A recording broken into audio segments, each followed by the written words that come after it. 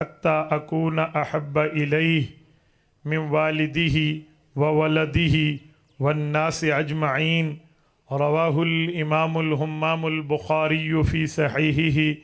صدق الله العظيم وبلغنا رسوله النبي الأمي الكريم ونحن على ذلك لمن الشاهدين والشاكرين والحمد لله رب العالمين.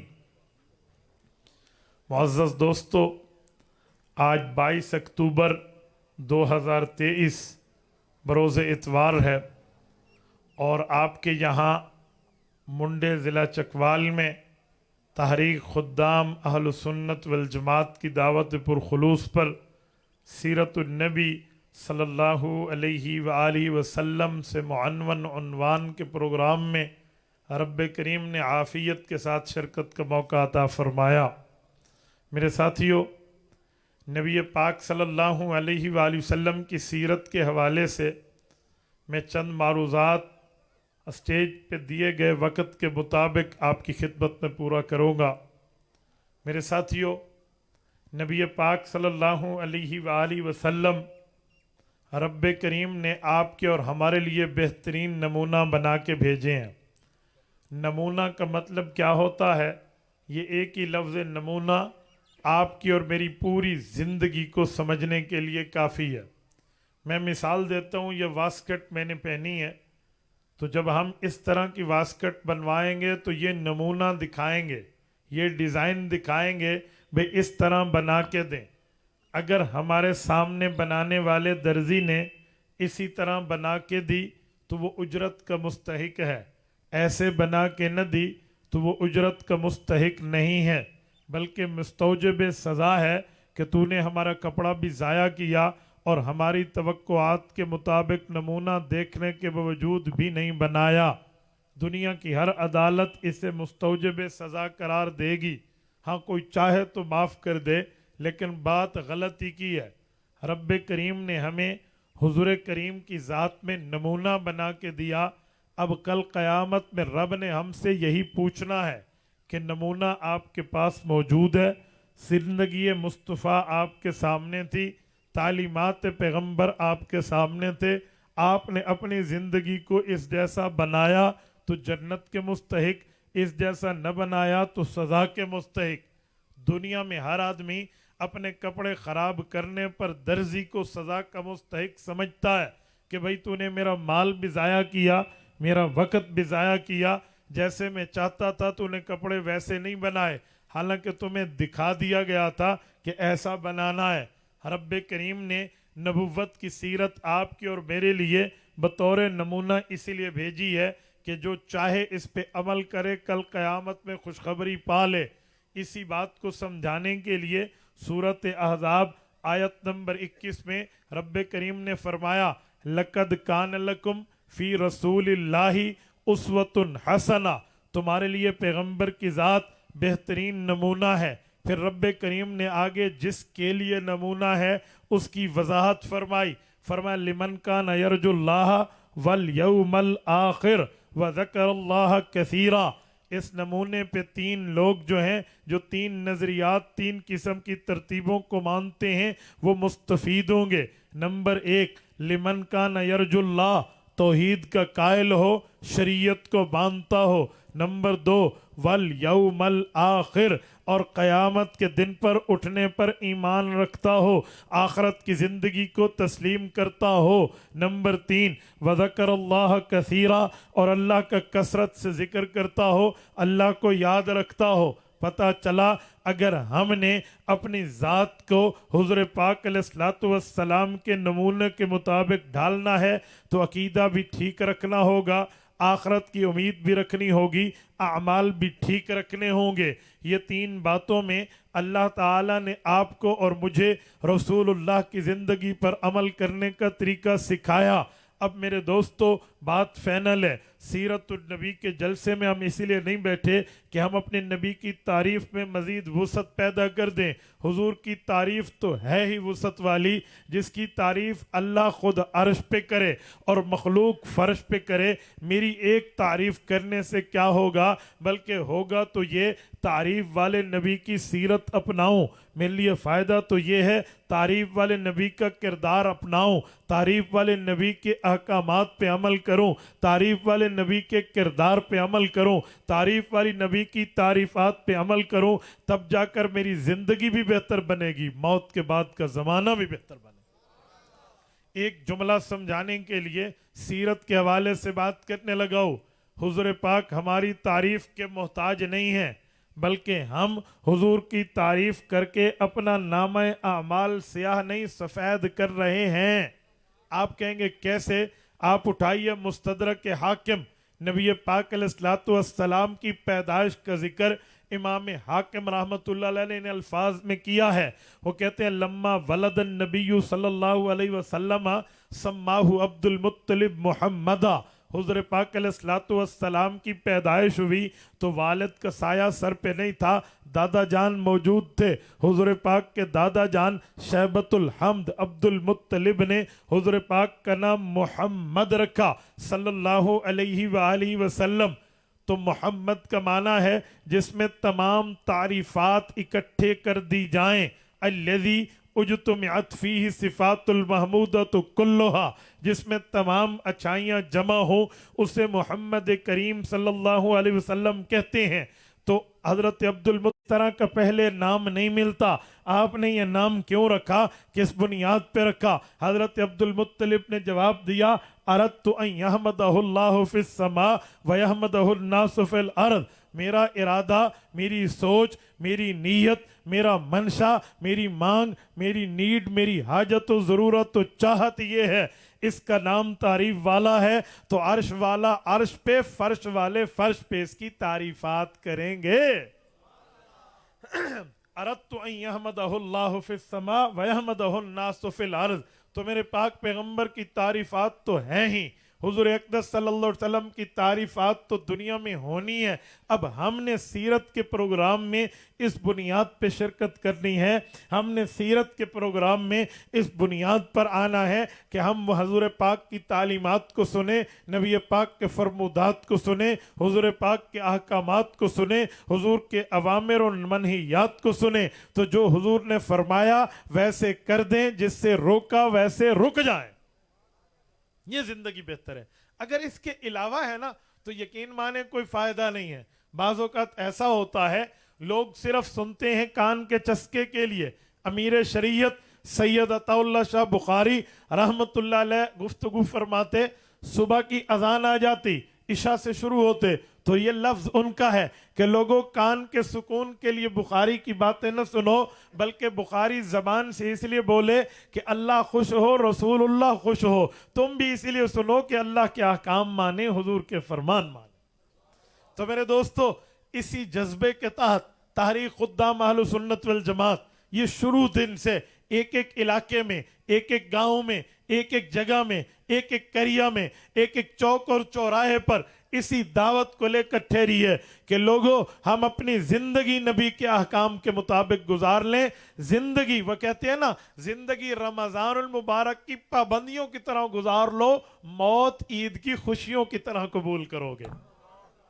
ہم رمضان میں پابندی کرتے ہیں احکام خداوندی کے کہنے پہ، تو عید کی خوشی کتنی ملتی ہے. آپ اندازہ لگائیں اگر ہم پوری زندگی رمضان کی طرح اللہ کی پابندیوں میں گزار لیں تو عید خوشی، موت خوشی کی طرح قبول کی جائے گی. اور سنیں، شریعت اسلامیہ ہمیں بتاتی ہے کہ اس وقت جب بندہ دنیا میں آئے تو وہ اپنے آپ کو ایسا تیار کرے کہ نبی پاک صلی اللہ علیہ وسلم کا حکم آئے اس پہ عمل کرے، حضور کو روکے اس سے رک جائے. میں مثال دے رہا ہوں، توجہ رکھنا.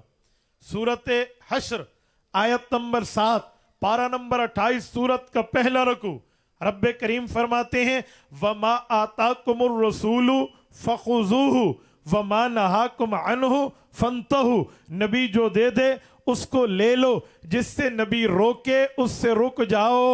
یہ دو لفظ شریعت کا خلاصہ یہ دو لفظ شریعت کی سمری، یہ دو لفظ شریعت کا مکمل ایک قسم کا مختصر جواب ہے کہ شریعت یہ ہے نبی فرما دے لے لو، نبی روک دے اس سے رک جاؤ۔ نبوت کا فرمانا دین، نبوت کا روکنا دین۔ یاد رکھیں ہم احکامات خداوندی کے پابند ہیں، لیکن بطرز مصطفیٰ حکم خدا بآئینہ کتاب موقوتا۔ اے لوگو میں نے وقت مقرر کیا، وقت متعین کیا، ٹائم اسپیسیفک طے کر دیا، اس کے مطابق تمہاری نماز ہے، وقت نکل جائے گا نماز قضا ہو جائے گی۔ ادائے نماز ہے، ادائے صلاۃ ہے تو محدود وقت میں ہے، لیکن یہ ہر جگہ تو حکم ہے۔ لیکن جس جگہ نبی نے جان بوجھ کے نماز کو لیٹ کیا وہاں لیٹ کرنا دین ہے، جہاں پہ نماز نبی نے جلدی پڑھی وہاں جلدی کرنا دین ہے۔ آپ کہیں گے حضور نے لیٹ کہاں کی اور جلدی کہاں کی؟ میں دونوں کی مثالیں دیتا ہوں۔ میرے پاک پیغمبر نے جنازے کے بارے میں فرمایا کہ جب جنازہ تیار ہو جائے پھر دیر نہ کرو۔ نماز جنازہ میں جلدی کی ہے کیونکہ حدیث پاک میں ہے، صحیح بخاری جلد اول کتاب الجنائز میں ہے، ان کانت صالحۃ قالت قدمونی و ان کانت غیر صالحۃ قالت یا ویلہا این تذہبون بہا۔ فرمایا جب بندہ فوت ہو جاتا ہے یا نیک ہوگا یا بد ہوگا، اگر نیکوکار ہے تو یہ اعلان کر رہا ہوتا ہے قدمونی قدمونی، مجھے قبر کی طرف جلدی لے جاؤ جلدی لے جاؤ، کیونکہ اسے قبر جنت کا باغ بنتے نظر آ رہی ہوتی ہے۔ اور فرمایا اگر بد ہوتا ہے یہ گناہگار ہوتا ہے تو کہتے ہیں یا ویلہا این تذہبون بہا، اوے لوگوں تمہاری بربادی و ستیہ ناس ہو جائے، مجھے کیوں تباہی کی طرف لے کر جا رہے ہو۔ حدیث پاک میں ہے، سنن نبی داود میں موجود ہے، حضرت براء ابن عازب رضی اللہ عنہ راوی ہیں، حضور پاک کا فرمان موجود ہے، اذا اقبر المیت، جب میت کو قبر میں رکھا جاتا ہے، اتاہ ملکان، دو فرشتے آتے ہیں، فیقعدان لہو فیقعدان ہی، اس کو فیقعدانہ ان دونوں کو اٹھا کر اس کو وہ دونوں اٹھا کر بٹھا دیتے ہیں، فیقولان لہو من ربک، پوچھتے ہیں بتا تیرا رب کون ہے، پھر نبی کے بارے میں پھر دین کے بارے میں سوال ہوتا ہے۔ فرمایا اگر اس نے ٹھیک جواب دیا آسمان سے اعلان ہوتا ہے ان صدق عبدی، میرے بندے نے سچ کہا، افرشو لہو من الجنہ، جنت کا بستر دے دو، والبسو لہو من الجنہ، جنت کا لباس دے دو، وفتحو لہو بابن الی الجنہ، جنت کی کھڑکی اس کی قبر میں کھول دو، فیأتیہ من روحہا و طیبہا، جنت وہاں رہتی ہے قبر یہاں رہتی ہے، لیکن جنت کی خوشبویں جنت کی اچھی ہوائیں اس کو یہاں ملتی ہیں۔ اور فرمایا اگر بندہ غلط کہتا ہے فرمایا جاتا ہے کذبا، اس نے جھوٹ بولا، اس کے لیے افرشو لہو من النار، جہنم کا لباس دے دو، جہنم کا بستر دے دو، والبسو لہو من النار، جہنم کا لباس دے دو، وفتحو لہو بابن الی النار، جہنم کی کھڑکی کھول دو، فیأتیہ من سمومہا وحرہا، قبر اس کی یہاں رہتی ہے، دوزخ وہاں رہتی ہے، وہاں سے اس کو وہاں پر جو ہے نا قبر میں دوزخ کی تکلیفیں آتی رہتی ہیں۔ نبی پاک علیہ السلام نے یہ بتایا تو پتہ چلا نیکوکار ہوگا کہے گا جلدی لے جاؤ، بدکار ہوگا روسیہ کار ہوگا کہے گا دیر سے لے جاؤ۔ تو نبی نے نماز جنازہ میں تعجیل کا حکم دیا ہے، نبی نے نماز جنازہ میں جلدی فرمائی ہے۔ تو اب ہم یہ نہیں کہیں گے بھئی وقت مقرر ہے، ہاں یہی وقت ہے، حضور پاک نے بتایا جنازہ تیار ہو فوراً پڑھو تو پڑھنا پڑے گا۔ اب آئے نبی نے تاخیر کہاں کی ہے؟ سنیں نبی پاک علیہ السلام کی تاخیر کے دو موقع عرض کرتا ہوں، ایک صبح کی نماز کے بارے میں اور ایک مغرب کی نماز کے بارے میں۔ صبح کے لیے تاخیر کا مطلب اور ہے، مغرب کی تاخیر کا مطلب اور ہے۔ صبح کی تاخیر کا مطلب ہے طلوع آفتاب سے پہلے پہلے پڑھ لو، ابتدائے وقت سے پڑھیں یا انتہائے وقت پہ، دونوں پہ پڑھیں ٹھیک ہے، لیکن حضور نے خوشخبری اس کو دی ہے جو بالکل غروب سے طلوع ہونے سے پہلے پہلے اٹھ کے پڑھ لے گا۔ کیوں؟ حضور پاک فرماتے جامع ترمذی جلد اول ابواب الصلاۃ کی روایت ہے، فرمایا لوگو اگر تم نے نماز صبح طلوع سے پہلے پہلے آخری وقت میں پڑھ لی تو اسفروا بالفجر فإنہ اعظم للأجر، تمہیں اجر اللہ زیادہ دے گا۔ صبح روشن کر کے پڑھو گے، اندھیرے میں نہیں، روشن کر کے پڑھو گے، اسفروا بالفجر فإنہ اعظم للأجر، تمہارا اجر اعظم ہو جائے گا، زیادہ ہو جائے گا۔ علماء اس کی کئی وجہ لکھتے ہیں، ایک وجہ یہ بھی لکھتے ہیں کہ شیطان سوچ رہا ہوتا ہے نہیں پڑے گا قضا ہو جائے گی، اٹھ کے بندہ پڑھ لیتا ہے، شیطان کے منہ میں مٹی پڑ جاتی ہے، یہ تو اپنے وقت میں ہے، وقت نہیں گزرے گا۔ لیکن آؤ مغرب میں، میرے پاک پیغمبر ہمیشہ مغرب اول وقت میں پڑھتے ہیں، جیسے غروب ہوا اذان دی فوراً نماز پڑھ لی، اس میں اذان کے بعد نماز میں کوئی لمبا وقفہ بھی نہیں کرتے، ہاں اتنا کر لیں وہاں سے مؤذن آ گیا یہاں پہ آیا، اتنے میں امام مصلی پہ آیا تکبیر ہو گئی، لمبے لمبے وقفے نہ کریں بلکہ کریہا ان یتخذھا سنہ، صحیح بخاری میں ہے، اتنے وقفے کرو گے اذان اور مغرب کی نماز میں یہ تو مکروہ ہو جائے گا کہ تم نے اس کو سنت سمجھ لیا، یوں نہ کرو۔ لیکن ایک موقع ایسا ہے جب پیغمبر نے مغرب میں تاخیر کی ہے، اتنی تاخیر کی ہے، اتنی تاخیر کی ہے، اتنی تاخیر کی ہے کہ عشاء داخل ہو گئی، پھر بھی حضور نے مغرب نہیں پڑھی، پھر عشاء کی نماز بھی دیر میں چلتی رہی، وہ عشاء کے وقت آدھی رات میں جا کے پہلے مغرب پڑھی ہے، پھر حضور پاک علیہ السلام نے عشاء پڑھی ہے۔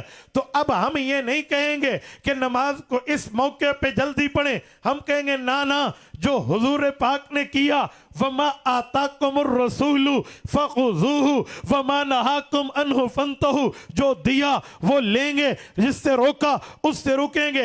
عام طور پہ حضور پاک نے نماز میں تاخیر سے روکا، ہم رکیں گے، لیکن جس موقع پہ حضور نے تاخیر کی ہم تاخیر کریں گے۔ وہ کون سا موقع ہے؟ حج کا۔ اللہ آپ سب کو حج پہ لے جائے، اللہ آپ کی برکت سے ہم سب کو بھی لے جائے۔ حج جو ہے نا، حج جس نے حج نہیں کیا اس کو ککھ بھی نہیں پتا کہ حج کیا ہے۔ اللہ جس کو توفیق دے اس سے پوچھو کہ حج کیا ہے۔ ماشاءاللہ باقی حضرات تو کئی، حضرت مولانا مخلص صاحب بیٹھے ہیں، آپ حضرات میں سے بڑے لوگوں نے حج کیا ہوگا، میں نے زندگی میں ایک ہی حج کیا ہے، یہ اسی 1444 ہجری کا آخری، یہ جو ابھی ذوالحجہ گزرا ہے، زندگی کا پہلا حج کیا ہے۔ میں مولوی ہوں، پڑھتے پڑھانے میری زندگی گزر گئی، بڑے عمرے کے سفر کیے ہیں، لیکن میں خدا کی قسم کھاؤں، میں مسجد میں بیٹھا ہوں، اللہ کی قسم حج کی روحانیت دیکھ کر مجھے یوں لگتا تھا جیسے باقی سب کچھ تو ہو ہی کچھ نہیں، حالانکہ بہت بڑی چیزیں ہیں۔ حج کی روحانیت وہیں جا کے سمجھ آتی، میرے پاس لفظ نہیں ہے کہ میں آپ کو حج کی روحانیت بتاؤں۔ یقین مانیے جس وقت بندہ 8 ذوالحجہ کو نکل رہا ہوتا ہے نا مینا کے لیے، جہاں سے رسول اللہ نے احرام باندھا وہیں سے باندھ کے بندہ چلتا ہے، آپ کو اس احرام میں بھی سمجھ آئے گا کہ آپ کہاں پہ جا رہے ہیں، آپ کے ان 5-6 دنوں کے احرام میں سمجھ آ جائے گی۔ ہم بھی سوچتے تھے بھائی مینا ہوگا اس میں رہیں گے، عرفات ہے اس میں بھی وقوف ہوگا، حج کا رکن اعظم ہے، کئی بار پڑھایا، لیکن جب میں عرفہ پہنچا نا تو مجھے اس وقت سمجھ آیا کہ عرفات کہتے کسے، اللہ کئی مرتبہ ہم عرفات گئے ہیں۔ میرے دوستو ایک واقعہ حج کا سنا دو پھر اپنی بات کر لوں گا۔ میں حضرت قاضی صاحب رحمہ اللہ کے شہر میں بیٹھا ہوں، حضرت قاضی صاحب کے بارے میں ہم نے بڑے اکابر سے سنا ہے کہ حضرت قاضی مظہر حسین رحمۃ اللہ علیہ جب عرفات میں حج پر تشریف فرما تھے نا تو ایک مرتبہ ایسا ہوا کہ حضرت اٹھ کے دعا فرماتے، دعا فرما کے پھر بیٹھ جاتے، تو ساتھیوں نے بڑا اصرار کیا، پوچھا، حضرت نہیں بتا۔ جب حج پورا ہو گیا بڑے بڑے علماء نے منت کی کہ حضرت وہ کیا معاملہ تھا آپ کہتے ہیں، تو خواص میں یہ بات بتائی کہ حدیث پاک پڑھ کے سنائی، صحیح مسلم میں حدیث ہے کہ نبی علیہ السلام جب حج پہ تشریف لائے تھے تو آقا نامدار صلی اللہ علیہ وسلم نے فرمایا، اے لوگو اللہ تعالیٰ انبیاء کی ارواح کو حج کراتے ہیں، اور فرمایا وہ دیکھو میں موسیٰ علیہ السلام کو تلبیہ پڑھتے ہوئے اس مقام خیف سے اترتے دیکھ رہا ہوں، اور یہ یحییٰ علیہ السلام کی سواری جا رہی ہے۔ حضور علیہ السلام نے فرمایا، صحیح مسلم کی صحیح حدیث ہے، اس پر کوئی اعتراض بھی نہیں ہے۔ تو یہ ہوتا ہے، تو حضرت قاضی فرمان لگے رب کریم نے میرے اوپر کھولا کہ جب میں اٹھا تو نبی علیہ السلام کی حج پر سواری جا رہی ہے۔ تو پھر مجھے سمجھ آیا وہاں بیٹھ کے جو ہمارے اوپر کیفیات طاری ہوتی ہیں نا، کہ ہمارے اوپر عرفات میں بیٹھ کے بعض اوقات جان کپ کپی طاری ہو جاتی ہے, رونگٹے کھڑے ہو جاتے ہیں, رونا آ جاتا ہے, اور پھر خود بخود دعاؤں میں لگ جاتا ہے, پتہ ہی نہیں ہوتا کہ میرے ادھر کون بیٹھا ہے ادھر کون بیٹھا ہے, دنیا میں مافیا سے غافل ہوتا ہے. وہ نبوت سمیت انبیاء کے گزرنے کے ایمان کی روحانیت کا اثر ہوتا ہے. بس اس اثر کا جواب نہیں ہے. میں 100 باتیں کروں نا آپ نہیں سمجھ پائیں گے. ایک آدمی کہے آم بھی میٹھا ہے اور چینی بھی میٹھی ہے, آم بھی میٹھا ہے اور شہد بھی میٹھی ہے, تو آپ 100 صفحے لکھ کے کسی کو بتا دیں نا بھی کتنا میٹھا ہے, وہ نہیں سمجھے گا. سمجھنا ہے تو دونوں کو چکھ کے دیکھ, پیے گا تو پتہ چلے گا. شہد بھی پی لے اور آم بھی کھا لے, پھر تینوں پتہ لگ جانا ہے. تو یقین مانیے حج کا مزہ کیا ہے یہ حج کر کے دیکھ لو. اللہ. تو میرے پاک پیغمبر نے حج کے موقع پہ مغرب میں اتنی تاخیر فرمائی کہ وہ مغرب عشاء کی نماز میں جا کے پڑھی ہے. اور اس وقت ہمارے مطابق اگر صرف مسئلہ دیکھیں عام دنوں کا تو وہ مغرب کی قضا کا وقت ہے. تو اسی رات 10 بجے جا کے مغرب پڑھو تو قضا کا وقت ہے, لیکن اس وقت مغرب قضا نہیں ہے, ادا ہے کہ مصطفیٰ نے ایسے پڑھا ہے. میں کہہ رہا تھا نا حضور نے جو کیا ویسے کریں گے, مصطفیٰ نے ایسے کیا ہے تو وہ ادا ہے, قضا نہیں ہے. اللہ اکبر.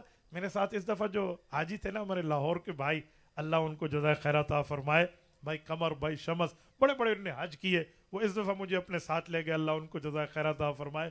میں ان کے ساتھ تھا. تو ہم جب عرفات سے نکلے نا, عرفات میں حکم ہے کہ اذان مغرب ہو جائے پھر چلو, اور اس کے بعد جب تک تم مزدلفہ نہ پہنچ جاؤ مغرب نہیں پڑھنی, کیونکہ آقا نے نہیں پڑھی چاہے اذان ہو گئی ہے. تو ہم وہاں ٹھہرے اور وہ وقت تھا, یہی وقت تھا, سارے ساتھی وہاں انتظار کر رہے تھے مغرب کا. میری پوری زندگی ایک طرف اور وہ عرفہ کا دن ایک طرف. لفظ نہیں ہے میرے پاس بتانے. ہم جب مغرب کے اذان کے کافی ٹائم کے بعد وہاں سے چلے نا, اللہ کا کرنا, اللہ نے اتنا کرم کیا, اتنا کرم کیا.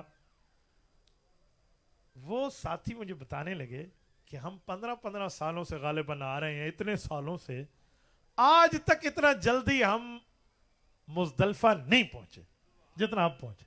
پتہ ہے کیسے پہنچے؟ چکوال کے غیور و توجہ رکھنا. ہم یوں پہنچے کہ ابھی اذان عشاء بھی نہیں آئی تھی, یعنی مغرب کا وقت باقی تھا. میں مثال دے رہا ہوں, بھی 8-10 منٹ رہ رہے تھے مغرب سے. تو جب ہم پہنچے تو کچھ ساتھیوں نے کہا اجی مغرب پڑھ نہ لیں, ابھی تو وقت ادا کا ہے. تو یہ مسئلہ جو سمجھانے لگا تھا, تو وہاں ہم نے بتایا کہ یار نبی پاک علیہ الصلوۃ والسلام نے مغرب کے وقت میں نہیں پڑھی. نماز تو ہم نے پڑھنی ہے لیکن آقا کی ترتیب پہ پڑھنی ہے. نماز پڑھنی ہے حضور کی ترتیب پر پڑھنی ہے. عبادت خدا تب عبادت ہے جب طرز مصطفیٰ پہ ہو. مصطفیٰ سے ہٹ کے کیا ہے یار؟ تو نبی پاک علیہ الصلوۃ والسلام کی وجہ سے ہے. حضور نے مغرب اس وقت پڑھی ہے جب عشاء داخل ہو چکی ہے, تو ہم بھی مغرب اس وقت پڑھیں گے جب عشاء داخل ہوگی. ہم نے مغرب نہیں پڑھی, ہم باوضو بیٹھے تھے حالانکہ الحمدللہ. تو ہم نے ساتھیوں کہا آپ ایک دفعہ وضو مزید تازہ کر لو. اتنے میں اذان عشاء آئی, اس کے بعد ہم نے باقاعدہ جماعت سے مغرب پڑھی, اس کے بعد جماعت سے عشاء پڑھی کہ یہ ترتیب نبوی ہے. میری بات کا مطلب ہے رسول اللہ کی سیرت کے جلسے میں آنے والوں ساتھیوں, ایک بات ذہن میں رکھنا, صرف عبادت خدا کا نام شریعت نہیں ہے. عبادت خدا ہو, طرز مصطفیٰ ہو, تب جا کر شریعت بنتی ہے. اگر رسول اللہ سے منہ پھیر کے ہٹ جائیں, اگر رسول اللہ کی ترتیبوں سے ہٹیں, نبوت کے فرمان سے ہٹیں, نبوت کے احکام سے ہٹیں, نبوت کی تعلیمات سے ہٹیں, پھر دین نہیں ہے. نہ اللہ قبول کرتا ہے نہ رسول اللہ قبول کرتا ہے. تو دین ہے حکم خدا, ادائیگی مصطفیٰ. بس اس ترتیب پہ دیکھیں گے کہ حضور پاک علیہ الصلوۃ والسلام نے کیسے کیا. ایک موقع پر ایک صحابی رسول غالباً حضرت عبداللہ ابن مسعود رضی اللہ عنہ ہے, ایک گفتگو میں بات کرتے ہوئے اپنے ہاتھ کو اٹھایا اور یوں کیا کہ حضور پاک نے یوں فرمایا. پھر خیال آیا کہ ہو سکتا ہے یوں نہ ہو, تھوڑا یوں ہو, تو پھر ہاتھ کو اس طرح جھکا کے فرمایا. اللہ جانتے کہ یوں فرمائے یا یوں فرمائے, ہو سکتا ہے میں پورا نہ بتا سکوں. اتنی احتیاط کی ہے صحابہ نے. حالانکہ عبداللہ ابن مسعود رضی اللہ عنہ کون ہے؟ صاحب السواق, صاحب النعلین, صاحب الوسادہ. نبی پاک کا مسواک یہ پیش فرمایا کرتے تھے. حضور علیہ الصلوۃ والسلام مسیح میں تشریف لے جاتے, یہ جوتی اٹھا کے اپنے پاس رکھتے. جب سرکار باہر تشریف لاتے, یہ جوتی قدموں میں پیش کرتا. नबी अलैहिस्सलाम का ये तकिया मुबारक सिराना ये इनके पास होता, जहां हुजूर बैठते ये साहिबुल विसादा आके वहां तकिया लगा देते। इससे अंदाजा लगाएं दोस्तों, हजरत अब्दुल्ला बिन मसूद जैसा आदमी इतनी एहतियात कर रहा है रसूलुल्लाह की तरतीब पर, आप क्या करेंगे? क्या करेगा बंदा? तो मेरे साथियों, नबी पाक सल्लल्लाहु अलैहि वसल्लम की सीरत और तरतीब पे अमल करेंगे तब जाकर हमारी दुनिया बनेगी। और वो सीरत एक जलसे में समझ नहीं आती, उसके लिए उलमा के पास आना होगा, उसके लिए दीन सीखने वालों के पास बैठना होगा, उनसे दीन सीखेंगे कि मेरी शादी का मामला कैसे, मेरी फौतगी का मामला कैसे, मेरी खुशी शरीयत में कैसे, मेरी गमी शरीयत में कैसे, मीरास के मसाइल कैसे, हज उम्रे के मसाइल कैसे, ज़कात उशर के मसाइल कैसे, नमाज रोज़े के मसाइल कैसे, और इसी तरह मेरे निकाह और तलाक के मसाइल कैसे, मेरी तिजारत मईशत तमद्दुन सकाफत के मसाइल कैसे, ये उनसे पूछेंगे और पूछ पूछ कर चलने में अल्लाह का अजर है। हदीस पाक के मुताबिक कुरान की एक आयत सीखने पर 100 रकात नमाज पढ़ने से ज्यादा सवाब मिलता है। 100 रकात नमाज नफल के इतना सवाब नहीं है जितना कुरान की एक आयत की मुकम्मल मालूमात सीख लो, पूरी उसका तर्जुमा तशरीह शान नुज़ूल पूरा पता हो। और फरमाया अगर इल्म का एक बाब सीख लो 1000 रकात नमाज नफल पढ़ने से अफजल है। 1000 रकात नमाज नफल सिर्फ इल्म का एक बाब सीखने से। यूं सीखेंगे तो बात बनेगी। तो मेरे साथियों में बात कर रहा था, आज हम जितना सीरत से दूर होंगे, जितना हुक्म काम मुस्तफ़ा से दूर होंगे, उतना हमारे दिलों में शैतान बैठेगा, शरीयत की मुखालफत बैठेगी। मैं एक मिसाल देने लगा हूं।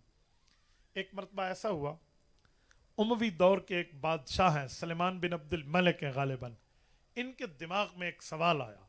इसने वक़्त के बैठे हुए अपने जो अराकीन शूरा थे उनसे पूछा कि मुझे बताओ, हम मुसलमान हैं, हम अल्लाह रसूल पर ईमान रखते हैं, हमारा अकीदा और नजरिया है कि हम मर गए तो उसके बाद अपने असली घर गए, जन्नत में गए, कहीं और नहीं गए। तो हम मानते हैं कि ईमान वाले के लिए निजात है, अमले सालेह वाले के लिए निजात है, नेक अमाल मसनून तरीके पे करने वाले के लिए निजात है। तो फिर हम मरना क्यों नहीं चाहते? फिर हम कब्र में जाना क्यों नहीं चाहते? फिर हमें आखरत के मामलात से डर क्यों लगता है? हक तो ये था वहाँ अल्लाह की ज़ियारत होगी, रसूलुल्लाह की ज़ियारत होगी, अंबिया की ज़ियारत होगी, असहाब अहले बैत की ज़ियारत होगी, औलियाओ अतकियाओ असफियाओ फ़ुक़हाओ उलमा की ज़ियारत होगी, तो जन्नत होगी, वहाँ हमें जाना चाहिए। फिर हम ये क्यों कहते हैं कि ना ऐसे नहीं करें? तो किसी ने क्या जवाब दिया, किसी ने क्या, बादशाह मुतमईन न हुआ। वो कहने लगा मुझे किसी ऐसे आदमी का पता बताओ जो तुम्हारे से इल्म में ऊपर हो, वो एक ही बात में बात फाइनल करके मुझे समझा दे। तुम्हारे जवाबात मुख्तलिफ हैं, मैं नहीं समझ पा रहा, कोई एक नुक्ते में मुझे समझाओ कि हम दुनिया छोड़ के आखिरत जाना क्यों नहीं चाहते? आप कहते हो नहीं हमें आंखों से नहीं देखा, कभी कहते हो नहीं हमें पता नहीं है, पहली बार जाएंगे। इस तरह की बातों से मुझे सेटिस्फेक्शन नहीं मिलती। तो सब ने कहा जनाब मन आपने मदीना तैयबा तो जाना है? उन्होंने कहा जी बिल्कुल मैंने जाना है। तो कहा वहाँ एक बुजुर्ग हैं इमाम अबू हाजिम ताबई रहमहुल्लाह, उनका नाम लिया, कहा इमाम अबू हाजिम ताबी वहाँ मौजूद हैं, उनके पास आप जाएं तो अल्लाह ने उस शख्स को ये मलका दिया है कि वो बड़े बड़े सवालों को यूँ चुटकियों में हल करके समझा देता है। अगर आप उसके पास जाएं तो ज़रूर भी ज़रूर इंशाअल्लाह आपको तसल्ली होगी। बादशाह ने मदीना तैयबा का सफ़र किया, वहाँ गए, बताया गया इमाम अबू हाजिम ताबी अपने खलवत गाह में हैं, जहाँ पर वो अपने ज़िक्र तिलावत इबादत में मशगूल रहते हैं। बादशाह अपनी तरतीब के मामलात को छोड़ के उनके पास वहाँ सवाल के लिए आया और इधर आके उन्होंने कहा कि मैं आपके पास इतनी दूर दिमश्क से यहाँ मदीना तैयबा आया हूँ, सिर्फ एक सवाल को लेकर मैंने आपसे पूछना है। वो पूछने लगे क्या सवाल है? उन्होंने कहा जी मेरा सवाल है, जब हम चाहते हैं कि हम आखिरत में जाएंगे तो खुश होंगे, तो फिर मरना क्यों नहीं चाहते? जब अब हमारा ईमान है कि आखिरत में दुनिया से बढ़ के अच्छाई है, फिर हम मौत की बात, कब्र की बात से डरते क्यों हैं? वो फरमाने लगे बादशाह एक सवाल मैं भी करता हूँ, उसका जवाब तू दे दे, इसका जवाब मैं दे दूंगा। बादशाह ने कहा ठीक है, मुझे तो मेरे सवाल का जवाब चाहिए था, आप सवाल कर लें, मैं आपके सवाल का जवाब दूंगा, फिर आप मुझे इस सवाल का जवाब देना। उन्होंने कहा जी बहुत अच्छा। उन्होंने कहा बादशाह सलामत बताओ, अगर आपको 2 घर मिल जाएं और दोनों घर बड़े अच्छे और खूबसूरत हों, ایک شہر کے اس کونے پہ ہو، ایک شہر کے اس کونے میں ہو، اور آپ جو کوشش کریں تو آپ ایک گھر پہ کوشش کریں اس کا چونا کرائیں. میں سمجھانے کے لیے کہہ رہا ہوں، اس زمانے میں چونا پینٹ تو نہیں ہوتے تھے، انہوں نے کہ اس کو خوبصورت بنائیں، اس کی تحسین کریں، اس کی حسن اس کے میں اندر ڈالیں، بہترین مہجبین دل نشین حسین دلکش نظارے اس میں لگوائیں، ہر قسم کی سہولیات تمہارے اس گھر میں ہوں. جب اس گھر میں آؤ تمہیں سکون ملے، اس سے ہٹو تمہیں بدسکونی ملے. اتنا خوبصورت گھر بناؤ. اور جو دوسرا گھر ہے اس کو پوچھو ہی نہیں، اس میں جاؤ ہی نہیں، اس میں نہ کوئی کرسی بھیجو، نہ کوئی چارپائی وہاں رکھوانے کے لیے بھیجو، نہ اس کو کوئی فیسیلیٹیٹ کرو کہ تمہیں وہاں سہولیات ملیں. وہاں گویا جنوں کا بسیرا ہو، وہاں پر جالے لگے ہوئے ہوں، وہاں پر مکڑی نے جالے تن دیے ہوں، وہاں پر حشرات الارض اور بچھو اور پتہ نہیں کیا سے کیا سانپ اور یہ ساری مصیبتیں وہاں پر ہوں. تم کبھی گئے بھی نہیں ہو. سفر سے واپس آنے لگو اور تمہاری چاہت ہو کہ مجھے آرام کے ساتھ نیند ملے، کوئی مجھے نہ چھیڑے. بتاؤ اس گھر میں جاؤ گے جس کو ویران کیا ہے، یا اس گھر میں آؤ گے جس میں سہولیات موجود ہیں؟ انہوں نے کہا حضرت امام ابو حازم تابعی، اس میں تو بات انڈرسٹوڈ اور طے ہے کہ میں یقیناً اسی گھر میں آؤں گا جس میں مجھے سہولیات ملیں گے، جس میں مجھے فیسلٹیز اویلیبل ہوں گے. میں ادھر ہی آؤں گا کہ مجھے یہاں سکون ملے گا، وہاں میں کیوں جاؤں گا؟ انہوں نے کہا جی آپ کے سوال کا جواب اسی جواب میں موجود ہے. ہمارے پاس بھی دو گھر ہیں، ایک دنیا کا ایک آخرت کا ہے. ہم نے دنیا کے گھر پہ محنت کی، دنیا میں اپنے آپ کو لگایا، دنیا میں اپنے آپ کو ڈالا، دنیا میں اپنے آپ کو اس حد تک منہمک کو مشغول کر دیا کہ ہمیں آخرت کی فکر نہیں ہے. ہم نے نہ اچھے عمل کیے کہ وہاں بھیجیں، نہ اعمال ٹھیک ساتھ رکھنے کے ساتھ ساتھ ایصال ثواب کیا کہ وہاں میرے لیے آخرت میں کچھ ملے. نہ پڑوسی کی تعریف کی، نہ پڑوسی کی تائید کی، نہ پڑوسی کے ساتھ امداد کی کہ میرا پڑوسی یا مجھے اللہ رسول نے بتایا اس کو حق دوں گا قبر میں اللہ مجھے دے گا. میں نے اپنے بیٹوں کا اپنی بیٹیوں کا حق نہیں دیا، میں نے اپنے دوستوں کا نہیں دیا، میں نے ماں کا نہیں دیا، میں نے باپ کا نہیں دیا، میں نے بھائی کا نہیں دیا، میں نے علماء کا نہیں دیا، نہ بڑے کی عزت کی، نہ چھوٹے پہ شفقت کی، نہ میں نے کاروبار میں کسی کے ساتھ بھلائی کی، نہ فی سبیل اللہ کسی کے ساتھ اچھائی کی. نہ مجھے نماز کی فکر، نہ روزے کی فکر، نہ حج کی فکر، نہ زکوٰۃ کی فکر، نہ دین کی فکر. کوئی کہے تو نے مرنا ہے تو میں کہوں نہ بابا موت کو یاد نہ کرو. بڑا بندہ پریشان ہو جاتا ہے، مرسو تے آپ ویکھی ویسی، مجھے اس کی ضرورت نہیں ہے. اس طرح کی سوچ رکھا. دنیا پہ محنت، دنیا پہ کوشش، دنیا پہ ہر چیز، آخرت میں ویران. نہ ثواب، نہ ایصال ثواب، نہ کوئی نیکی، نہ کوئی بھلائی، نہ کوئی اچھائی، نہ کوئی عبادت، نہ کوئی ظرافت، نہ کوئی معاملات وہاں بھیجے. تو وہ ویران ہوتا گیا، یہ آباد ہوتا گیا، وہ تاریک ہوتا گیا، یہ گھر روشن ہوتا گیا، وہ یہ اچھا بنتا گیا، وہ برا بنتا گیا. یہاں روشنیاں آتی گئی، وہاں تاریکیاں آتی گئی.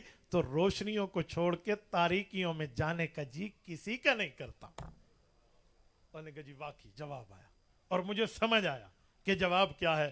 میرے دوستو، نبوت کی سیرت کے جلسے میں آنے والے ساتھیوں، آپ اور ہم یہاں بیٹھے ہیں.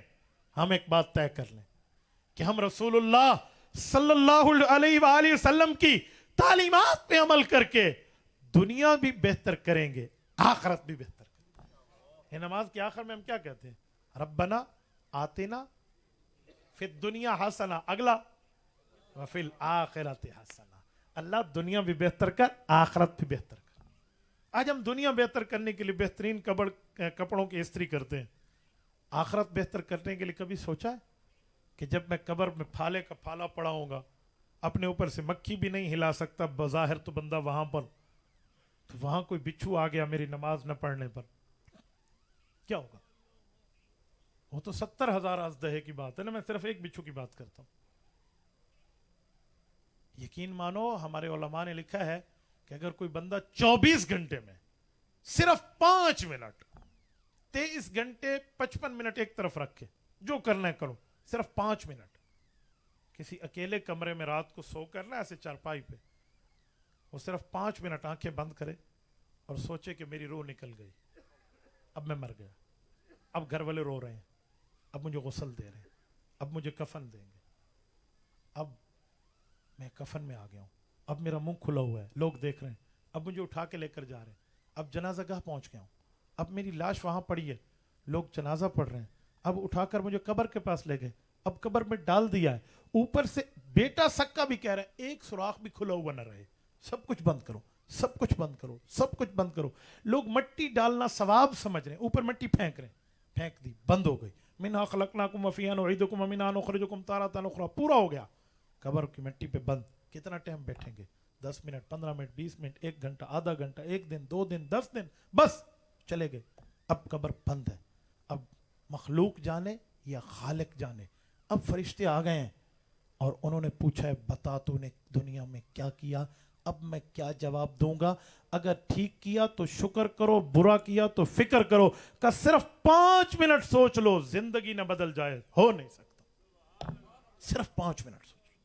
آج آپ ترتیب کر لیں, آج اب رات کو سوتے یہ 5 منٹ سوچ لیں.